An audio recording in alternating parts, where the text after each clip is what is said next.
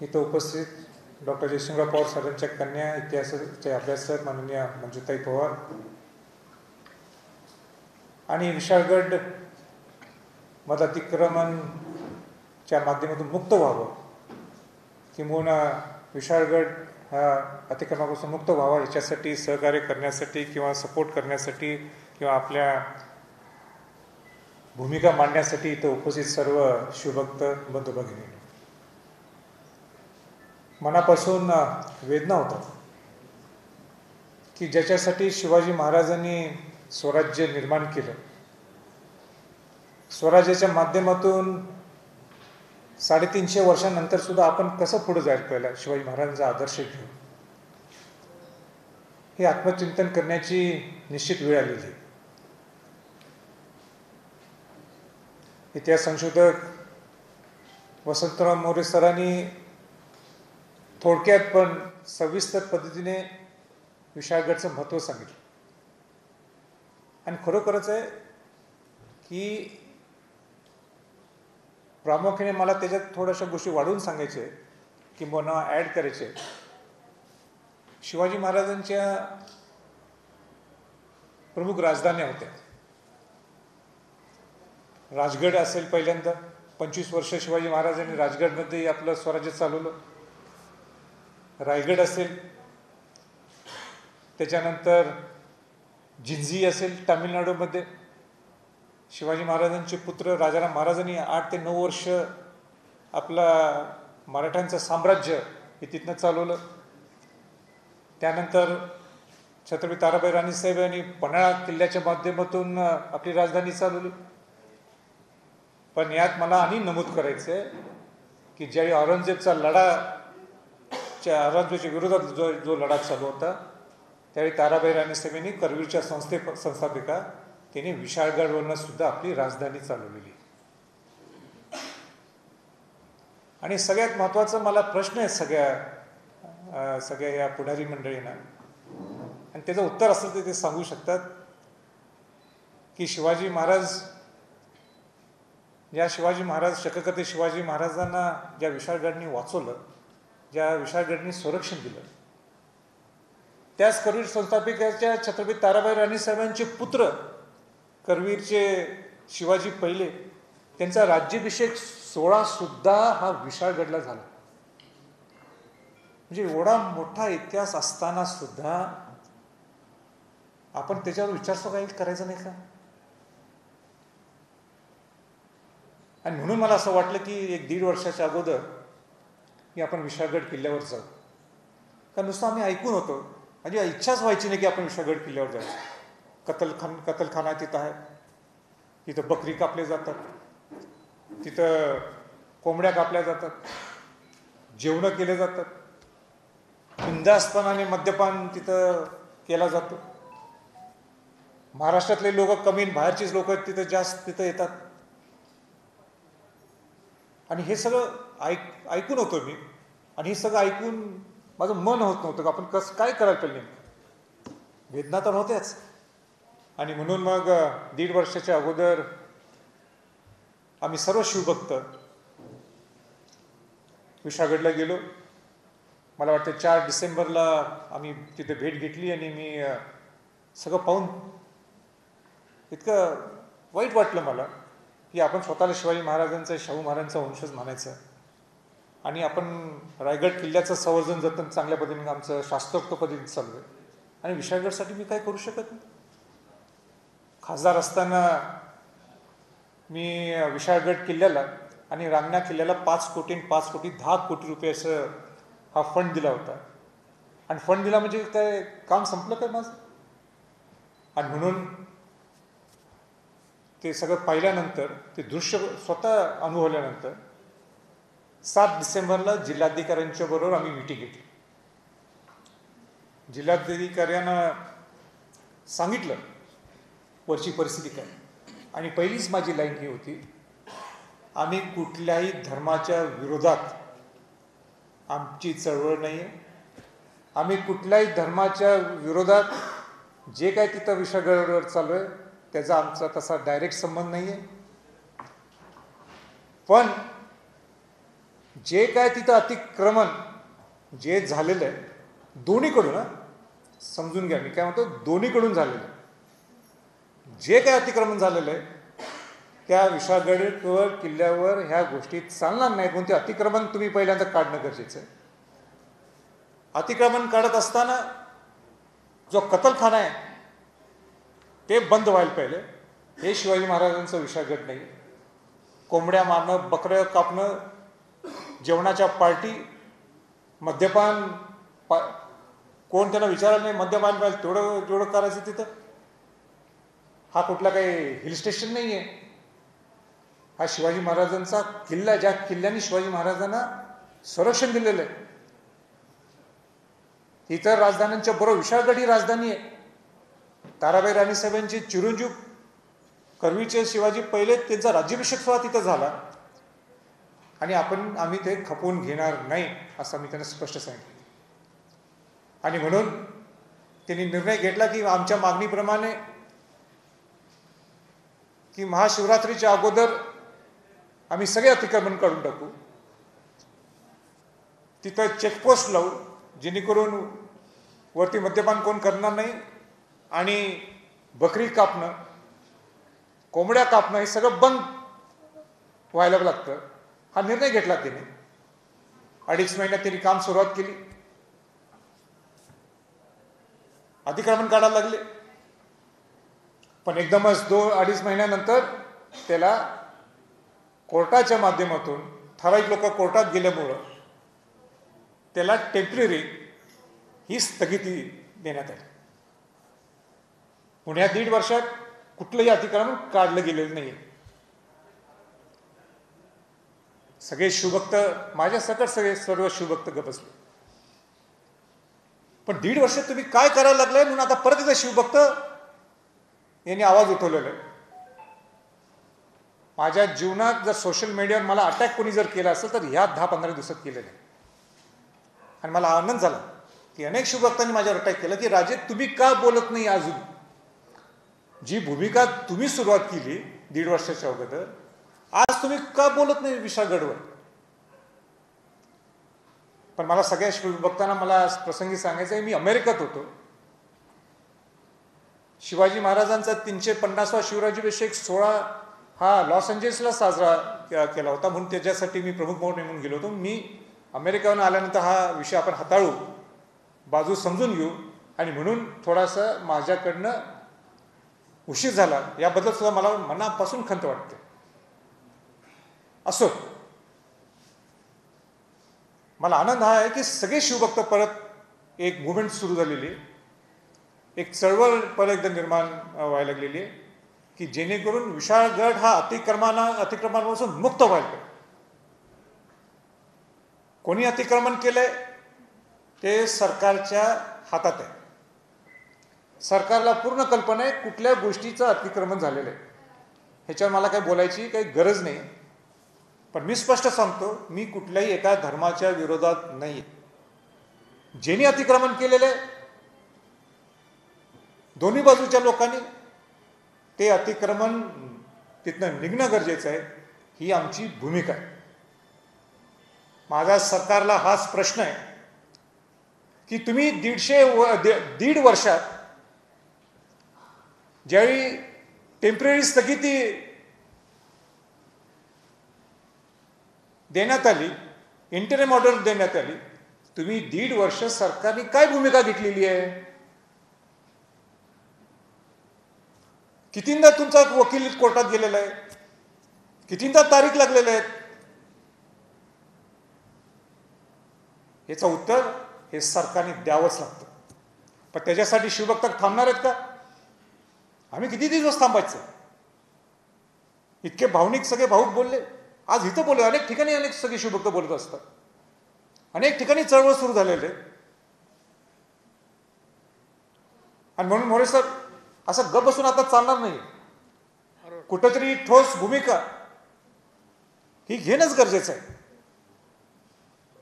मला आज ठोस भूमिका तुम्ही जर मला अधिकार देत असाल तर सर्व शिवभक्तांना मान्य होत असणारी मी भूमिका मला मांडायची आहे. जर ठीक असेल तर ठीक, नाही तर मग शिवभक्तांनी सांगा राजे तुमची भूमिका चुकीची आहे, मी थांबतो. आणि मला असं वाटतंय की ज्या शिवाजी महाराज यांना पन्हाळ्याचा वेढा असताना त्या संकटातून ते बाहेर पडले, इतकं मोठं संकट होतं त्यांना. आज कुठलं संकट आहे आपल्या समोर की जे अतिक्रमण विशाळगड किल्ल्यावर झालेलं आहे, हे मोठं संकट आहे आपल्याला. आता हे संकट दूर करायला नको का? आणि त्याला एकच पर्याय मला जो दिसतो, एकच पर्याय जो मला दिसतो तो म्हणजे ज्याप्रमाणे शिवाजी महाराज यांनी 12 आणि 13 तारखेला पन्हाळ्यातून जे बाहेर पडले, 13 तारखेला विशाळगडला पोहोचले जुलैला.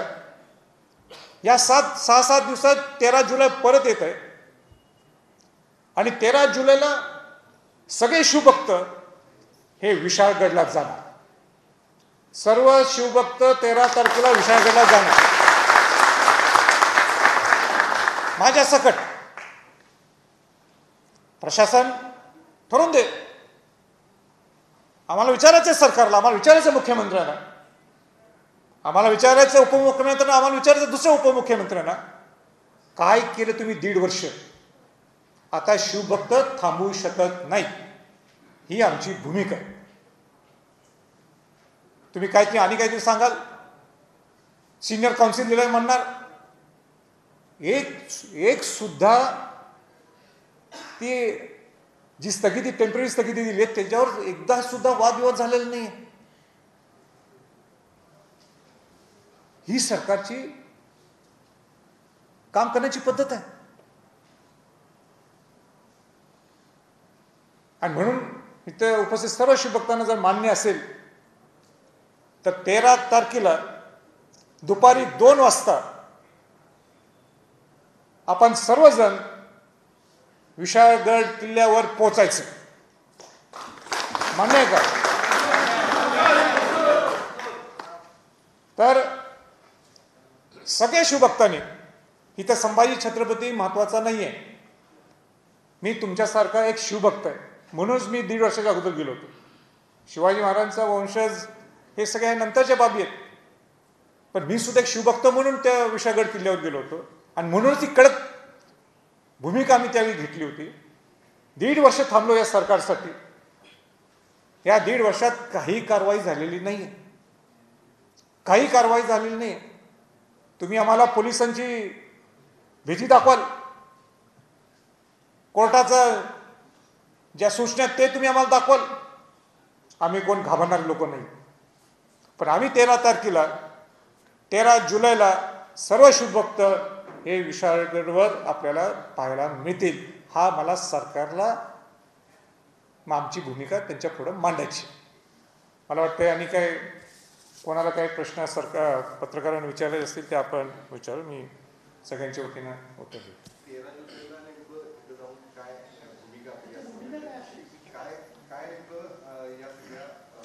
भूमिका एकच आहे की आम्ही 13 जुलैला विशाळगडला जाणार आहोत.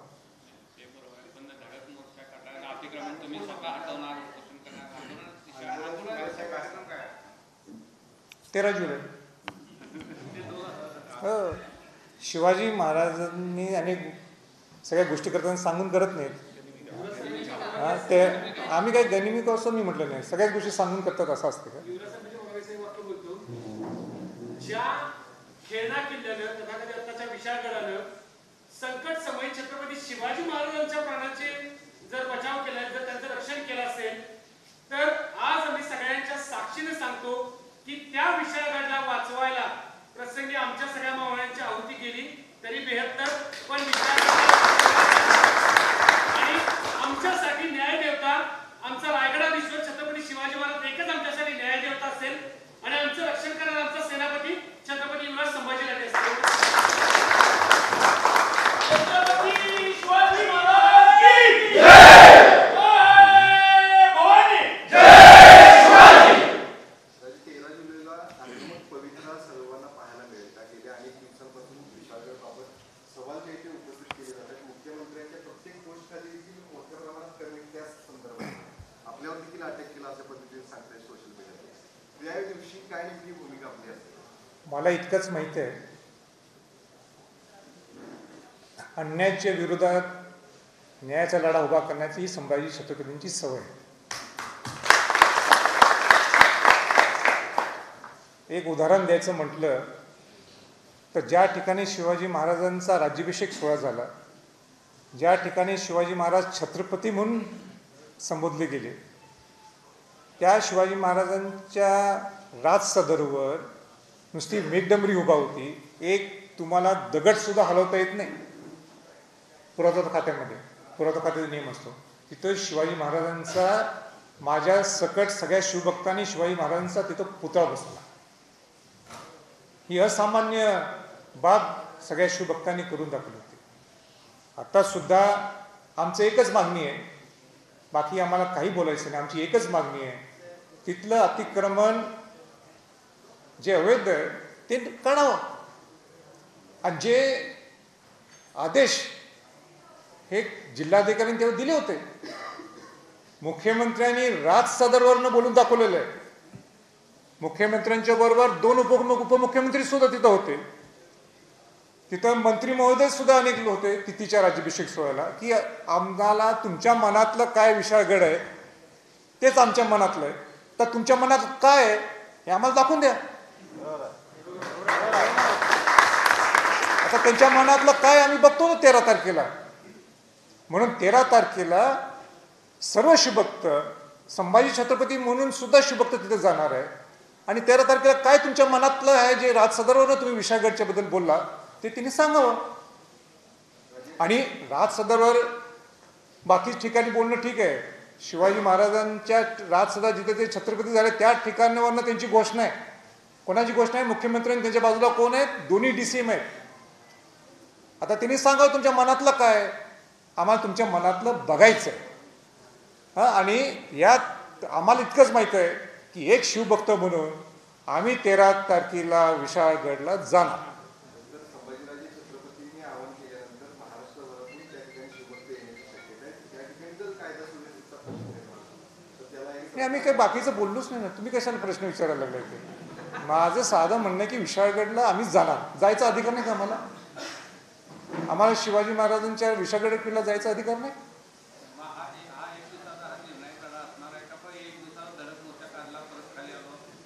नाही नाही, आमचं एवढंच म्हणणं आहे की तिथलं अतिक्रमण निघायला पाहिजे.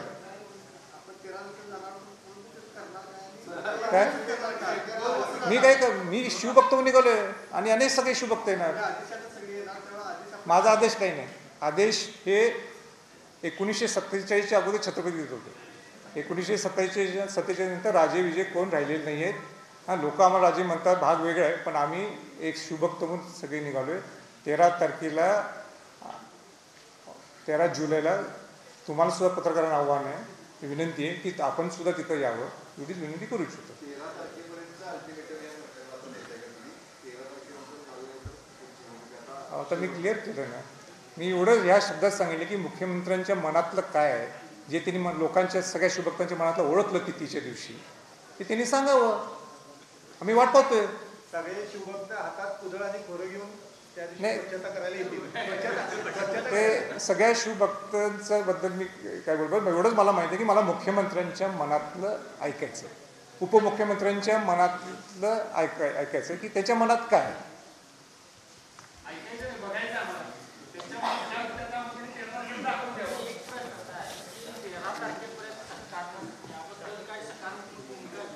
हां, 13 तारखेला मी जाणार सर. ठीक आहे, सरकार निर्णय काय घेतो त्याच्यासाठी आम्ही नाही निघालोय. 13 तारीख शिवाजी महाराज हे संकटातून बाहेर पडले आणि म्हणून 12-13 तारखेला नेहमी दरवर्षी पन्हाळा ते पावनखिंड एक मोहीमच असते आणि म्हणून आम्ही सुद्धा निघालो. मी स्वतः चालत असतो पावनखिंड, जे गोडखिंड म्हणा. 12 तारखेला निघायचं, 13ला ते मुक्काम करायचं तिथं, 13 तारखेला जायचं. सगळ्या बांधल असते, बाजीप्रभू देशपांडे सगळ्यांना अभिवादन करायला सगळे जातातच. तसं आम्ही जाणार 13 तारखेला विशाळगड.